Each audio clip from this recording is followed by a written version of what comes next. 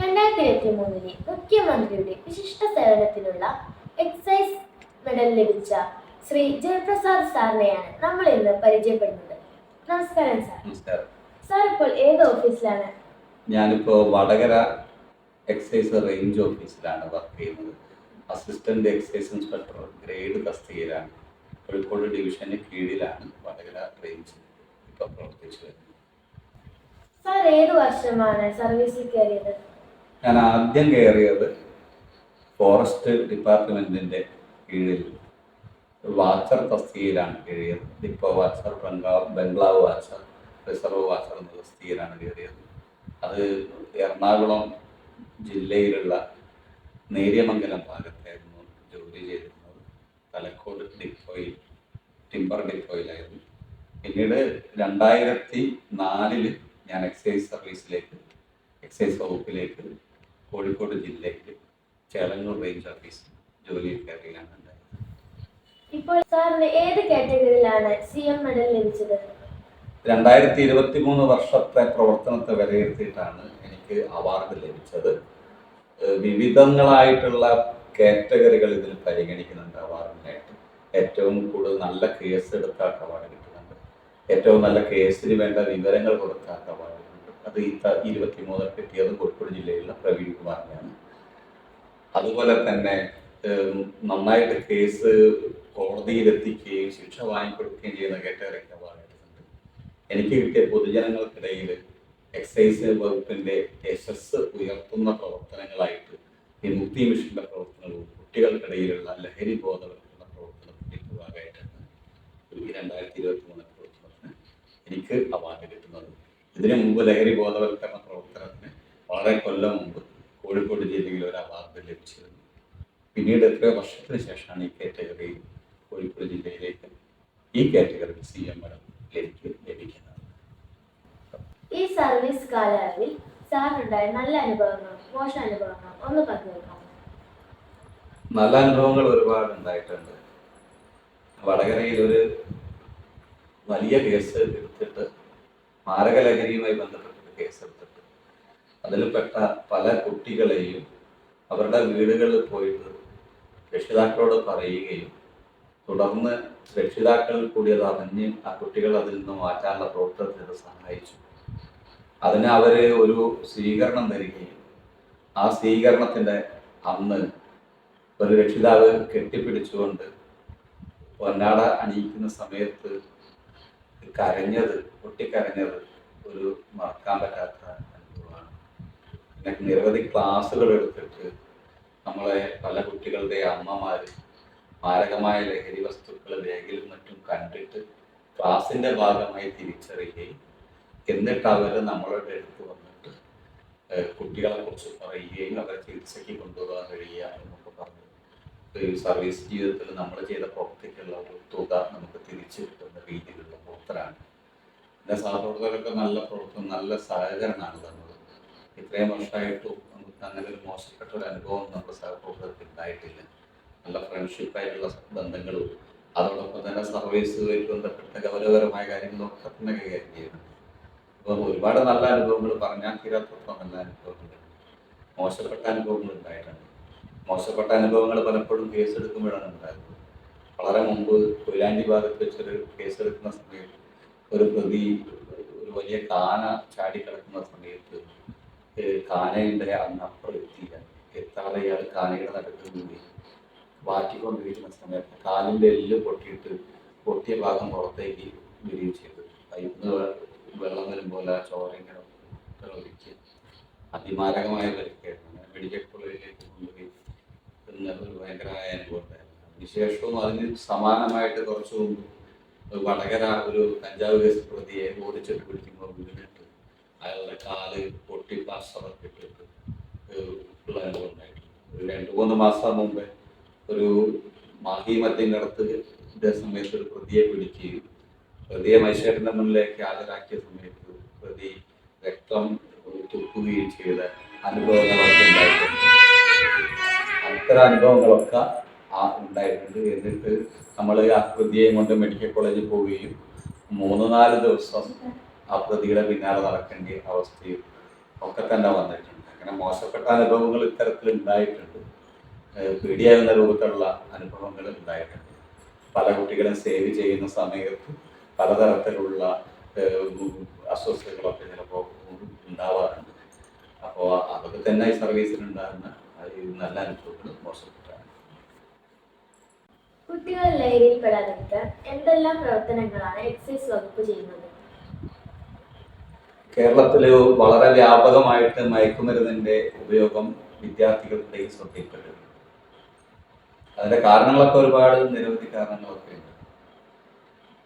അത്തരമൊരു നീക്കം, ഒരു പ്രശ്നങ്ങൾ ശരിക്കും കണ്ടറിയുകയും വകുപ്പ് കണ്ടറിയുകയും കേരളത്തിലെ ഭരണ നേതൃത്വം അതിനെക്കുറിച്ച് വിശകലനം ചെയ്ത് വിമുക്തി മിഷൻ എന്നൊരു പ്രൊജക്ട് തന്നെ ഉണ്ടാക്കി, ഒരു മിഷൻ തന്നെ ഉണ്ടായിട്ട് ഈ വിമുക്തി മിഷന്റെ പ്രവർത്തനം കേരളത്തിലുടനീളം നടത്തുന്നതിൽ നേതൃത്വപരമായി പങ്കുവയ്ക്കുന്നത് കേരളത്തിലെ എക്സൈസ് വകുപ്പാണ്. അത് വിദ്യാലയത്തിലേക്ക് ഇത്തരം വിഷയങ്ങളൊക്കെ തടയാൻ വേണ്ടിയിട്ട് ഓരോ വിദ്യാലയങ്ങളിലും തന്നെ ആന്റി നാർക്കോട്ടിക് ക്ലബ്ബുകൾ ഉണ്ടാക്കുന്നുണ്ട്. ഹൈസ്കൂൾ തലത്തിലും ഹയർ സെക്കൻഡറി തലത്തിലും ക്ലബ്ബുകൾ, ആന്റി നാർക്കോട്ടിക് ക്ലബ്ബുകൾ, SPC പോലെ, അതുപോലെ സ്കൗട്ട് പോലെ നാർക്കോട്ടിക്, ആന്റി നാർക്കോട്ടിക് മയക്കുമരുന്ന് ക്ലബ്ബുകൾ ഉണ്ടാക്കിയിട്ട് വിവിധങ്ങളായ പ്രവർത്തനങ്ങൾ എന്ന് പറഞ്ഞാൽ പാഠ്യ പ്രവർത്തനങ്ങൾ, പാഠ്യേതര വിഷയങ്ങൾ, അതുപോലെ തന്നെ കലാകായിക മത്സരങ്ങൾ, ലഹരിക്കെതിരായിട്ട് ചിത്രരചന, ലഹരിക്കെതിരായിട്ട് പാട്ട്, ലഹരിക്കെതിരായിട്ട് ഫുട്ബോൾ, ഇങ്ങനെ വ്യത്യസ്തങ്ങളായിട്ടുള്ള പരിപാടികൾ ക്ലബ്ബുകളിലൂടെ ഓരോ വിദ്യാലയത്തിലും നടത്തുന്നു. അതുകൂടാതെ പൊതുജനങ്ങൾക്കിടയിൽ നിരവധി തരത്തിലുള്ള ഈ ലഹരിക്കെതിരായ പ്രവർത്തനങ്ങൾ വിമുക്തി മിഷന്റെ നേതൃത്വത്തിൽ നടത്തുന്നുണ്ട്. ക്ലാസ് എടുക്കുക, കോളേജുകളെ സന്ദർശിക്കുക, തീരദേശത്ത് പോയിട്ട് അതുപോലെ ലഹരിയിൽപ്പെട്ട കുട്ടികളെ കണ്ടെത്തുക, അവരെ ചികിത്സിക്കാൻ വേണ്ടിയിട്ട് ഒരു ഡി അഡിക്ഷൻ സെന്റർ വരെ കോഴിക്കോട് ബീച്ച് ഹോസ്പിറ്റലിൽ പ്രവർത്തിക്കുന്നുണ്ട്. അതിന്റെ നേതൃത്വപരമായി ചുറ്റാൻ പിടിക്കുന്നത് എക്സൈസ് വകുപ്പ്. കൗൺസിലിംഗ് സെന്റർ, അതുപോലെ നന്നായിട്ട് കൗൺസിലിംഗ് കൊടുക്കാൻ കഴിയുന്ന എക്സൈസിലെ ജീവനക്കാരെ കൗൺസിലിംഗ് നടത്താനുള്ള ഒരുപാടുകൾ ചെയ്യുക, ഇതിൽപ്പെട്ട ലഹരിയിൽപ്പെട്ട കുട്ടികളെയൊക്കെ അവിടെ എത്തിക്കുക. അതുകൂടാതെ തന്നെ രക്ഷിതാക്കൾക്കായിട്ട് നിരന്തരമായ ബോധവൽക്കരണ ക്ലാസ്സുകൾ നടത്തും. ഓരോ വിദ്യാലയത്തിലും പൊതുവായിട്ടുള്ള സ്ഥലങ്ങളിലും, പള്ളി കമ്മിറ്റിയിലും, അമ്പല കമ്മിറ്റിയിലും, പാർട്ടിയുടെ പരിപാടികളിലും, യുവജന പരിപാടികളിലും, പ്രസ്ഥാനങ്ങളുടെ പരിപാടികളിലും, വായനശാലകളിലും, ഇങ്ങനെ എല്ലാ മേഖലയിലും ലഹരിക്കെതിരായ, മയക്കുമരുന്നിനെതിരായ ക്ലാസ്സുകൾ നിരന്തരമായി സംഘടിപ്പിക്കുകയും അതിൽ നമ്മുടെ ജീവനക്കാരൊക്കെ പങ്കെടുക്കുകയും ചെയ്യുന്ന ഒരു വലിയൊരു മൂവ്മെന്റ് കേരളത്തിൽ മുഴുവൻ ഉണ്ടാക്കാൻ കഴിയുന്നുണ്ട്. അത് ഓരോ മാസവും തന്നെ 20-25 ക്ലാസ്സുകളൊക്കെയാണ് ഓരോ റേഞ്ച് ഓഫീസിലും സബ് ഓഫീസിലുമായിട്ടൊക്കെ നടക്കുന്നത്. അത്ര വലിയൊരു മുന്നേറ്റം ഉണ്ടാക്കാൻ എക്സൈസ് വകുപ്പിന് നിലവിലുള്ള അംഗബലം വെച്ചുകൊണ്ട് കഴിഞ്ഞിട്ടുണ്ട്. അപ്പൊ ഇതിനോടൊപ്പം പെട്ട കുട്ടികളെ ചികിത്സയ്ക്ക് കൊണ്ടുപോകുക, ഇനി പെടാതിരിക്കാൻ വേണ്ടിയിട്ട് ഓരോ സ്ഥലത്തും ജാഗ്രതാ സമിതികൾ സ്കൂളുകളിൽ ഉണ്ടാക്കുക. അതിൽ പിന്നെ രക്ഷിതാക്കൾ ഉൾപ്പെടുത്തിയിട്ടുള്ള ജാഗ്രതാ സമിതി, പുറത്ത് പഞ്ചായത്തിലെ ജാഗ്രതാ സമിതി, വാർഡുതല ജാഗ്രതാ സമിതി, ഇത്തരം വർക്കുകളൊക്കെ ആയിട്ട് മുക്തി മിഷൻ വളരെ ശക്തമായിട്ട് മുൻപോട്ട് പോകുന്നുണ്ട്. സാറിന്റെ നേതൃത്വത്തിൽ എത്ര ക്ലാസ്സുകളാണ് നടത്തിയിട്ടുള്ളത്? എന്റെ നേതൃത്വത്തില് ഒരുപാട് കാലമായിട്ട് ഞാൻ ഈ വിമുക്തി മിഷൻ ഉണ്ടാക്കുന്ന സമയം തുടങ്ങിയിട്ട് എക്സൈസിന് വേണ്ടിയിട്ട് ക്ലാസ് എടുക്കാൻ പോകുന്ന ഒരാളാണ് ഞാൻ. അതിന് എനിക്ക് കുറച്ച് ഡിപ്പാർട്ട്മെന്റിൽ നിന്നുള്ള പരിശീലനം കിട്ടിയിട്ടുണ്ട്. പിന്നെ പാരമ്പര്യമായിട്ട് അച്ഛനൊക്കെ നന്നായി പ്രസംഗിക്കുകയൊക്കെ ചെയ്യുന്നതുകൊണ്ട് അവരുടെ ഒക്കെ ഒരു നല്ലൊരു സ്വാധീനം എനിക്ക് ക്ലാസ് എടുക്കുമ്പോൾ സഹായകമായിട്ടുണ്ട്. നേരത്തെ പല മത്സരങ്ങളിലൊക്കെ ജയിക്കുകയൊക്കെ ചെയ്തുകൊണ്ട് കേരളോത്സവത്തിലൊക്കെ പങ്കെടുത്തതുകൊണ്ട് നിരവധി കാലം സുഭാഷ് വായനശാലയിലൊക്കെ പ്രവർത്തിച്ചതും ഒക്കെ തന്നെ എനിക്ക് ഈ മേഖലയിൽ കൂടുതലായിട്ട് ശോഭിക്കുന്ന രീതിയിൽ ക്ലാസ് എടുക്കാൻ പറ്റിയിട്ടുണ്ട്. ഇപ്പോൾ ഉദ്ദേശം ഒരു 1500 ഒക്കെ മേലെ ക്ലാസ് എടുത്തിട്ടുണ്ടാവും എന്ന് തന്നെയാണ് ഞാൻ കരുതുന്നത്. പൂർണ്ണമായ കണക്കുകളൊന്നുമില്ല, എന്നാലും 1500 മേലെ ക്ലാസ്സുകൾ എടുത്തിട്ടുണ്ട്. 200-ലധികം പേരെ പക്ഷേ പലപ്പോഴായിട്ട് കൗൺസിലിങ്ങിനും ചികിത്സയ്ക്കും ഒക്കെ തന്നെയായിട്ട് കൊണ്ടുപോകാൻ ഈ ഒരു ചെറിയ കാലയളവിൽ കഴിഞ്ഞിട്ടുണ്ട്. വിദ്യാർത്ഥികളിലെ ലഹരിക്കെതിരായ പ്രവർത്തനങ്ങളിൽ അധ്യാപകർക്ക് ക്ലാസുകൾ നൽകാറുണ്ട്. അധ്യാപകർക്ക് ഒരുപാട് ക്ലാസ്സുകൾ നൽകുന്നുണ്ട്. കാരണം ഓരോ മയക്കുമരുന്ന് ഒരു കുട്ടിയുടെ കയ്യിൽ കിട്ടിയാൽ മനസ്സിലാകേണ്ട അധ്യാപകർക്ക് മനസ്സിലാകണം. അധ്യാപകർക്ക് മനസ്സിലാകാണ്ട് എങ്ങനെയാണ് അവർ MDMA എന്താണ്, LSD എന്താണ്, അതുപോലെയുള്ള മയക്കുമരുന്ന് എന്താണെന്ന് അവർക്ക് കൃത്യമായി മനസ്സിലാകണമെങ്കിൽ അവർക്ക് പിക്ചറൈസേഷൻ ആയിട്ടുള്ള ക്ലാസ് നമ്മൾ കൊടുക്കാറുണ്ട്. അത് അവരുടെ ക്ലസ്റ്റർ പരിശീലനത്തിൽ കൊടുക്കുന്നുണ്ട്. വിവിധങ്ങളായ ഞാൻ ഏകദേശം ഒരു 25-30 അധ്യാപക ഹയർ സെക്കൻഡറി അധ്യാപക പരിശീലന ക്ലാസ്സിൽ മാത്രം പങ്കെടുത്തിട്ടുണ്ട്. അതുകൂടാണ്ട് BRC പോലെയുള്ള ഹൈസ്കൂൾ തലത്തിലുള്ള അധ്യാപകരുടെ കോഴ്സുകൾക്കും ഇത്തരം ക്ലാസ്സുകൾ കൊടുക്കാറുണ്ട്. അതുകൊണ്ട് വളരെ കൃത്യമായിട്ട് നല്ല ജാഗ്രത അധ്യാപകരുടെ ഉണ്ടാവാനും, അത് മാത്രമല്ല ഏത് വിദ്യാലയത്തിൽ പോയാലും എക്സൈസ് വകുപ്പിലെ ആളുകളുമായിട്ട് അധ്യാപകർക്ക് നല്ല ബന്ധം ഉണ്ടാക്കാനും ഇത്തരം ക്ലാസ്സുകൾ വളരെയേറെ സഹായിക്കും. സാർ നല്ലോണം കീബോർഡ് വായിക്കാറുണ്ടല്ലോ, അതെങ്ങനെയാണ് ജോലിയിലേക്ക് ഉപയോഗപ്പെടുത്തുന്നത്? ഞാൻ നേരത്തെ ജോലിയിലേക്ക് കടക്കുന്നത് തന്നെ മ്യൂസിക് ഒരു നല്ലൊരു ഉപകരണം വാങ്ങാൻ എന്തെങ്കിലും ഒരു പൈസ ഉണ്ടാക്കുക എന്നുള്ള ഉദ്ദേശം. അപ്പൊ അതിന് എന്റെ മുന്നിൽ ഒരു ജോലി കിട്ടൽ മാത്രമേ വഴിയില്ലായിരുന്നു. അത്രയേറെ അടുപ്പം സംഗീതമായിട്ട് വർഷങ്ങൾക്ക് മുമ്പേ കിട്ടും. അപ്പോ അങ്ങനെ PSCക്ക് വേണ്ടി നന്നായി പഠിക്കുകയും ജോലി കിട്ടി 1 കൊല്ലം കൊണ്ട് തന്നെ ഒരു കീബോർഡ് വാങ്ങുകയൊക്കെ ചെയ്യാം. അതിന് കീബോർഡ് വാങ്ങാനുള്ള സാഹചര്യം ഒന്നും ഇല്ലായിരുന്നു സാമ്പത്തികമായിട്ട്. അപ്പൊ അത്രയേറെ അടുപ്പം ഈ ഒരു സംഗീത മേഖലയായിട്ട് എനിക്ക് വർഷങ്ങളായിട്ട് കീബോർഡ് വായിക്കാറുണ്ട്. അതിനെ ഞാൻ ഇതിലേക്ക് ഉപയോഗപ്പെടുത്താറുള്ളത് പലപ്പോഴും വിദ്യാലയങ്ങളിൽ NSS ക്യാമ്പുകൾ പോലെയുള്ള കുട്ടികൾക്കിടയിലുള്ള ക്ലാസ്സുകളിലൊക്കെ കുട്ടികളോട് മോശപ്പെട്ട രീതിയിലുള്ള ലഹരിയെ കുറിച്ച് ആദ്യം പറയും. എന്നിട്ട് ജീവിതത്തിൽ നമുക്ക് വേണ്ട കുറെ ലഹരികളുണ്ട്, ആ ലഹരികളെ കുറിച്ച് പറയും. അതിലൊന്നാണ് സംഗീതം എന്ന് പറയുന്നത്. അപ്പൊ ഇത്തരം ഈ ചെറിയൊരു കീബോർഡൊക്കെ കൊണ്ട് അവരെ മുന്നിൽ കുറെ പാട്ടൊക്കെ ഇങ്ങനെ വായിക്കുന്നു. അവർക്ക് സംഗീതത്തോടുള്ള ഒരു ഇഷ്ടം കൂടും. മറ്റ് ലഹരികളിൽ പോകാതെ സംഗീതത്തിന്റെ ഒരു ലഹരിയെ സ്വീകരിക്കാനുള്ള ഒരു മനസ്സവർ ഉണ്ടാക്കിയത്. അത് ക്യാമ്പുകളിലൊക്കെ നല്ല ആവേശം ഉണ്ടാക്കിയിട്ട് നമ്മളൊരു പാട്ടൊക്കെ ചെയ്യുന്ന സമയത്ത് അവരൊരുപാട് ക്ലാപ്പ് നമുക്ക് തരാറുണ്ട്.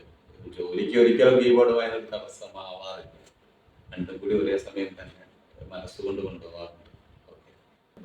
കുട്ടികൾ ലഹരിയിലേക്ക് എങ്ങനെയാണ് പെട്ടുപോകുന്നത്? അത് തടയാൻ വേണ്ടിയിട്ട് സീനിയർ പോലീസിന് എന്തെല്ലാം ചെയ്യും? കുട്ടികൾ ലഹരിയിലേക്ക് പെടുന്നതിന് ഒരുപാട് റീസൺസ് ഉണ്ട്. ഏറ്റവും പ്രധാനപ്പെട്ട റീസൺ കൂട്ടുകെട്ടാണ്. ഒരു കുട്ടിയുടെ സ്വഭാവം കൃത്യമായി മനസ്സിലാക്കാൻ ഏറ്റവും നല്ല മാർഗം അവന്റെ സുഹൃത്തുക്കളുടെ സ്വഭാവം അറിയാനുള്ള ബെസ്റ്റ് ഫ്രണ്ട്. കാരണം ഒരുപോലെ ചിന്തിക്കുകയും ഒരുപോലെ പ്രവർത്തിക്കുകയും ചെയ്യുന്ന ആളുകളാണ് എപ്പോഴും കൂട്ടുകാരാകുന്നത്. പാനശാലയിലെ പ്രവർത്തകന്മാർ കൂട്ടുകാരാകുന്നത് അത് ഒരുപോലെ ചിന്തിക്കുന്നവരാണ്. അതുപോലെ തന്നെ അമ്പല കമ്മിറ്റിന്റെ ആൾക്കാർ കമ്പനിയായിരിക്കും, പള്ളി കമ്മിറ്റിന്റെ ആൾക്കാർ കമ്പനിയായിരിക്കും, രാഷ്ട്രീയ പാർട്ടികളുടെ ആൾക്കാർ കമ്പനിയായിരിക്കും. അപ്പൊ കൂട്ടുകെട്ട് എപ്പോഴും ഒരുപോലെ ചിന്തിക്കുകയും ഒരുപോലെ പ്രവർത്തിക്കുകയും ചെയ്യുന്നവരാണ് കൂട്ടുകാർ. ഒരു കുട്ടിയുടെ സ്വഭാവം കൃത്യമായി അറിയാൻ അവരുടെ കൂട്ടുകാരുടെ സ്വഭാവം വെച്ചാണ്. കൂട്ടുകെട്ട് ഒരുപാട് കുട്ടികളെ ലഹരിയിലേക്ക്. മറ്റൊരു പ്രധാനപ്പെട്ട കാരണം കുടുംബ പ്രശ്നങ്ങൾ. വീട്ടിൽ അച്ഛനും അമ്മയും നിരന്തരം വടക്കുണ്ടാകുന്ന വീട്ടിലെ കുട്ടികൾ, അത് ഏതെങ്കിലും ലഹരി ഉപയോഗിച്ച് അച്ഛൻ വെള്ളടിച്ച് വന്നിട്ട് അടി ഉണ്ടാക്കണമെന്നില്ല. അതല്ലാതെ ഒരു ലഹരി ഉപയോഗിക്കാതെ തന്നെ അച്ഛനും അമ്മയും നല്ല ബന്ധമല്ലാത്ത വഴക്കുണ്ടാകുന്ന വീടുകളിലെ കുട്ടികൾ ഏറ്റവും കൂടുതൽ ലഹരിയിലേക്ക് പോകും. ഇപ്പം വീട്ടിൽ അച്ഛനും അമ്മയും അതുപോലെ മക്കളും ഒക്കെ തമ്മിലുള്ള നല്ല ബന്ധം ഉണ്ടാക്കിയെടുക്കും. അതുപോലെ കുട്ടികളെ ശ്രദ്ധിക്കുന്നത് വലിയൊരു ഘടകം. നമുക്കൊരു പ്രൈം ടൈം ഉണ്ട്, പ്രധാനപ്പെട്ട സമയം. ഒരു കുടുംബത്തിന്റെ പ്രധാനപ്പെട്ട സമയം എന്ന് പറഞ്ഞാൽ എപ്പോഴാണെന്ന് അറിയാം? അച്ഛൻ പണി കഴിഞ്ഞ് വീട്ടിലെത്തുക, അമ്മ പണി കഴിഞ്ഞ് ഫ്രീ ആകുക, കുട്ടികൾ പഠിച്ചു കഴിഞ്ഞ് ഫ്രീ ആകുക. ഇതാണ് പ്രധാനപ്പെട്ട സമയം. ഈ സമയം ഒട്ടുമിക്ക വീടുകളിലും രാത്രി 7 മണി തൊട്ട് 10 മണി വരെയുള്ള സമയമാണ്. ഈ സമയം ഏറ്റവും നന്നായിട്ട് നമ്മളെക്കാട്ടും മനസ്സിലാക്കുന്നത് മലയാളത്തിലെ എല്ലാ ചാനലുകളും. അവരെന്ത് ചെയ്യുന്നു? ഏറ്റവും നന്നായി കാണുന്ന കുട്ടിയെ സമയത്ത് പഠിക്കുന്നു. ഈ പാട്ട് കേട്ടിട്ട് നമ്മൾ കൈയടിക്കുമ്പോൾ നമ്മുടെ വീട്ടിലെ കുട്ടിയുടെ പാട്ട് നമ്മൾ കേൾക്കാൻ പറ്റില്ല. അതുപോലെ തന്നെ ഏറ്റവും നല്ല സീരിയലുകൾ മുഴുവൻ ഈ നമ്മുടെ പ്രൈം ടൈം എന്ന് പറയുന്ന രാത്രി 7 മണി തൊട്ട് 10 മണി വരെയുള്ള സമയത്താണ് ഉണ്ടാകുന്നത്. ഈ സീരിയൽ കാണാൻ അമ്മമാരെന്ത് ചെയ്യുന്നു? ഭക്ഷണം മേശപ്പുറത്ത് വിളമ്പിക്കുന്നു, എന്നിട്ട് TV കൊണ്ടുവന്നിരിക്കുന്നു. അച്ഛനാണെങ്കിൽ LKG മുതൽക്ക് PG വരെയുള്ള എല്ലാ വാട്സപ്പിനകത്ത് സജീവമായിരിക്കും. അച്ഛൻ വാട്സപ്പിന്റെ പിന്നായിരിക്കും. മക്കള് പഠനമായിരിക്കും. പഠനത്തിന്റെ ഗ്യാപ്പ് നോക്കിയിട്ട് മക്കൾ പോയി ഭക്ഷണം കഴിക്കുന്നു. വാട്സപ്പിന്റെ ഗ്യാപ്പ് നോക്കിയിട്ട് അച്ഛൻ പോയി ഭക്ഷണം കഴിക്കുന്നു. സീരിയലിന്റെ ഗ്യാപ്പിൽ പരസ്യം വരുമ്പോൾ അമ്മ ഓടി പോയി വിഴുങ്ങുന്നു. എന്താണ് തിരിച്ചിങ്ങോട്ടിരിക്കുന്നത്? അപ്പോ എന്നിട്ടും നമ്മൾ പറയാം കുടുംബം കുടുംബം എന്ന്. കുടുംബം എന്ന് പറഞ്ഞാൽ കൂടുമ്പോൾ ഇമ്പമുള്ളതാണ് കുടുംബം. ഫാമിലി എന്ന് പറഞ്ഞാൽ വലിയൊരു അർത്ഥമുണ്ട്. Father and mother I love you, FAMILY, father and mother I love you family. ആ അർത്ഥത്തിലേക്ക് നമ്മുടെ കുടുംബ സദസ്സ് മാറുന്നില്ല. പല വീടുകളിലും കുട്ടികൾ എങ്ങോട്ട് പോകുന്നു, എന്ത് ചെയ്യുന്നു, എവിടെയൊക്കെ പോയി ഇരിക്കുന്നു എന്നതൊന്നും അറിയാനോ ശ്രമിക്കുകയോ ഒന്നും തന്നെ രക്ഷിതാക്കളുടെ ഭാഗത്ത് ഉണ്ടാകുന്നില്ല. അതോ കുട്ടികൾ ഇത്തരം എന്തെങ്കിലും അപകടങ്ങളിൽപ്പെട്ടാൽ, ഇത്തരം മയക്കുമരുന്നുകളിൽപ്പെട്ടാൽ അത് രക്ഷിതാക്കൾ തിരിച്ചറിയുന്നത് തടഞ്ഞു അറിയാതെയായി പോകും. അപ്പൊ ഇങ്ങനെയൊക്കെയാണ് കുട്ടികൾ പലപ്പോഴായിട്ട് ഇതിലേക്ക് പെടുന്നത്. അതുപോലെ പല ഗൾഫുകാരുടെ മക്കൾ പെടുന്നുണ്ട്. അവരിപ്പോ 2 കൊല്ലം ഗൾഫിൽ നിന്നിട്ട് 1 മാസമാണ് മക്കളുടെ കൂടെ ജോലി ചെയ്യാൻ നേരം കിട്ടുള്ളൂ. ആ സമയത്ത് അവര് വിചാരിക്കുന്നത് മക്കളെങ്കിൽ സ്നേഹിക്കാൻ പറ്റത്തില്ലല്ലോ, അതുകൊണ്ട് സ്നേഹം കൊടുക്കുക എന്ന് പറഞ്ഞാൽ പണം കൊടുക്കുക എന്ന് വെച്ചിട്ട് ഒരുപാട് പൈസ കൊടുക്കുന്നു. ഈ പൈസ കുട്ടികളെ വഴിതെറ്റിക്കുന്നു. പൈസ ഉള്ള ഏത് രക്ഷിതാവായാലും നിങ്ങൾ എത്ര വലിയ പൈസക്കാരനായിക്കോട്ടെ, പക്ഷെ നിങ്ങൾ കുട്ടിക്ക് കൊടുക്കുന്ന എത്ര തുക കൊടുത്തോ ആ തുക ആ കുട്ടി എങ്ങനെ വിനിയോഗിച്ചു എന്നത് കൃത്യമായിട്ട് ഓരോ രക്ഷിതാവും അറിയണം. പണം കൂടുതൽ കുട്ടികളെ കൈതെത്തുന്നതും മയക്കുമരുന്നിലേക്ക് പോകാൻ ഇടയാവുന്നുണ്ട്. അപ്പൊ ഇങ്ങനെ പല റീസണുകളുണ്ട് ഇതിലേക്ക് പോകാനാണ്. പ്രധാനപ്പെട്ട ചില കാരണങ്ങളാണ് ഞാൻ പറയുന്നത്. ഇനി സീഡ് പോലീസിന് എന്താ ചെയ്യാൻ കഴിയാത്തത്? സീഡ് പോലീസിന് വളരെ കൃത്യമായിട്ട് ഒരു സ്കൂളിന്റെ കാവൽക്കാരാകാൻ പറ്റും. ഒരു രാജ്യത്തിന്റെ കാവൽക്കാരാരാണ്? പട്ടാളക്കാരൻ. നമ്മുടെ കേരളത്തിന്റെ കാവൽക്കാരാരാണ്? പോലീസാണ്. അവരാണ് പ്രശ്നങ്ങൾ ഉണ്ടാകുന്നത്. നമ്മുടെ സ്കൂളിന്റെ കാവൽക്കാരൻ ആരാണ്? SPC-കാരനാണ്, NSS-കാരനാണ്, സ്കൗട്ടുകാരനാണ്, സീഡ് പോലീസാണ്. ഇങ്ങനെയുള്ള സംഘടനകൾക്ക് സ്കൂളിന്റെ കാവൽക്കാരായേ പറ്റും. അധ്യാപകരല്ല കാവൽക്കാരൻ, മറിച്ച് കുട്ടികളിടയ്ക്ക് തന്നെയുള്ള ഇത്തരം ആളുകളാണ് കാവൽക്കാരാണ്. കുട്ടികളിടയ്ക്കുള്ള ലഹരി ഉപയോഗം അധ്യാപകർ അറിയുന്നത് ഒരുപാട് വൈകിട്ടായിരുന്നു. ആദ്യം അറിയും, കുട്ടികൾ അറിയും. അപ്പൊ അത് കണ്ടെത്താൻ സ്പൈവർക്ക് ചെയ്ത് ചാരപ്രവർത്തനമൊക്കെ നടത്തിയിട്ട് അത് വേണ്ടത്ര അധികാരികൾ എത്തിക്കാനും ഇത്തരം ഉപയോഗിക്കുന്ന കുട്ടികളെ തിരിച്ചറിഞ്ഞ് ചികിത്സയ്ക്ക് കൊണ്ടുപോകാനും നല്ല പ്രവർത്തനം നടത്താൻ ചെയ്ത് വിഭാഗത്തിന് ആവും. അതുപോലെ തന്നെ ജീവിതമാണ് ലഹരി എന്നുള്ള അർത്ഥത്തിലേക്ക്, ആ ഒരു അർത്ഥത്തിലേക്ക് കുട്ടികളിലേക്ക് ഫുട്ബോൾ കൊണ്ടുവന്നിട്ട്, വിവിധ പരിപാടികൾ കൊണ്ടുവന്നിട്ട്, ചിത്രം വരയ്ക്കുന്നത് കൊണ്ടുവന്നിട്ട്, പാട്ടുപാടൽ, ലഹരിക്കെതിരെ പാട്ടുപാടൽ, അങ്ങനെ വിവിധങ്ങളായ പ്രവർത്തനങ്ങൾ കുട്ടികൾക്കിടയിൽ ആവിഷ്കരിക്കാനും ഇത്തരം സംഘടനകൾക്ക് കഴിയും. അതുകൂടി സീഡ് പ്രവർത്തകന്മാർ ചെയ്യേണ്ടതായിട്ടുണ്ട്. ഞങ്ങൾ കുട്ടികളോട് സാർ എന്താണ് പറയുന്നത്? നമ്മൾ നന്നായിട്ട് വായന ഡെവലപ്പ് ചെയ്യും. വായന എന്ന് പറഞ്ഞാൽ പലപ്പോഴും വായിച്ചാലും വളരും, വായിച്ചില്ലെങ്കിലും വളരും, വായിച്ചാൽ വിളയും. ഇതൊക്കെ അന്ന് എപ്പോഴും എല്ലാവരും വായനയെ കുറിച്ച് പറയാറ്. മാത്രമല്ല വായന എന്ന് പറഞ്ഞാൽ പ്രതിസന്ധികളെ അതിജീവിക്കാൻ കൂടിയുള്ള വായന. ഭാവിയിൽ എല്ലാ കുട്ടികൾക്കും വിവിധങ്ങളായ പ്രശ്നങ്ങൾ വരും. ആ പ്രശ്നങ്ങളെ പലപ്പോഴും അഭിമുഖീകരിക്കണമെങ്കിൽ വായന ഡെവലപ്പ് ചെയ്യണം. അവിടെയാണ് പാഠ്യേതര പുസ്തകങ്ങളിലേക്കുള്ള വായന ഡെവലപ്പ് ചെയ്യുന്നത്. മറ്റൊരു പ്രധാനപ്പെട്ട സന്ദേശം ഞങ്ങളുടെ വിമുക്തി മിഷൻ തന്നെ പറയുന്നത്, സെസോപ്പിന്റെ കീഴിൽ പ്രവർത്തിക്കുന്ന വിമുക്തി മിഷൻ വളരെ കൃത്യമായിട്ട് പറയുന്നു, ജീവിതമാണ് ലഹരി. ജീവിതത്തിൽ ഒരുപാട് ലഹരിയുണ്ട്. സംഗീത ലഹരിയാണ്, വായന ലഹരിയാണ്, ചിത്രം വരയ്ക്കൽ ലഹരിയാണ്. അത്തരം ലഹരികളെ തൊട്ടറിയാൻ മുന്നോട്ടേക്ക് പോകുക എന്നുള്ളതാണ്. ഭാവിയിൽ പലതരത്തിലുള്ള കോഴ്സുകൾക്ക് പോകേണ്ടി വരും. പലതരത്തിലുള്ള ആളുകളും സംസ്കാരവുമായി ഇടപഴകിയിട്ട് പല സ്ഥലങ്ങളിൽ താമസിക്കേണ്ടതായിട്ട് വരും.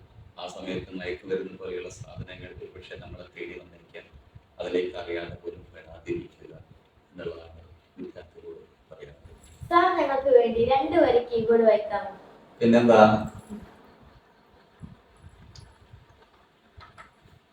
ഇത് മെലഡിക്ക എന്ന് പറഞ്ഞൊരു സംഗീതോപകരണമാണ്.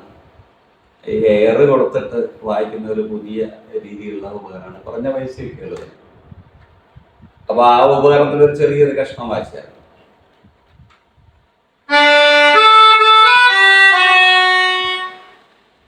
ഏതാ പാട്ട്? ഇപ്പൊ പാടിയ പാട്ട് ഏതാ? കാറ്റാടിത്തണലും